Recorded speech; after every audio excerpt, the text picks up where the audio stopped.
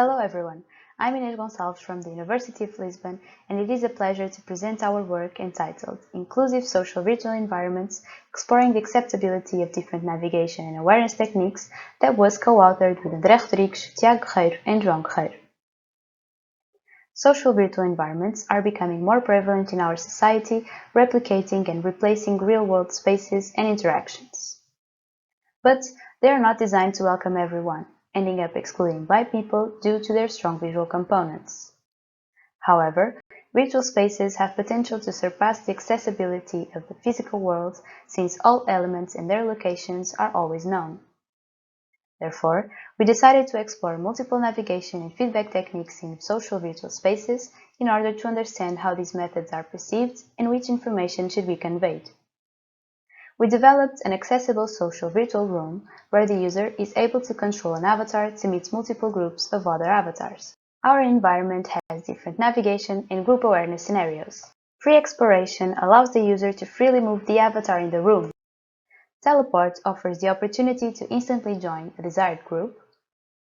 In Auto-Walk, the avatar moves autonomously through the environment. The Copilot offers the possibility to select a second person to guide the avatar through the environment.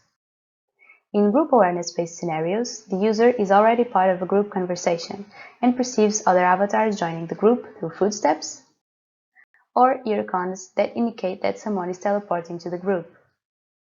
Users may also experience 8 auditory awareness cues that are typically conveyed only visually, such as receiving warnings when passing by others, hearing crowd noise, conversation previews, group conversations, and joining group sounds. All screen buttons have corresponding keyboard keys. All avatars produce footstep sounds, and a bumping sound plays whenever hitting a wall.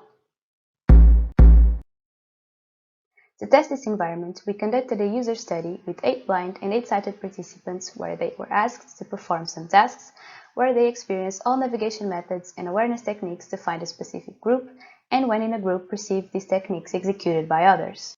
Our findings indicate that people privilege autonomy and room awareness over navigation ease and efficiency, and even though they had no clear favorite navigation method, Auto-Walk was described as well-balanced since it has the efficiency of teleport and the footstep sounds of free exploration.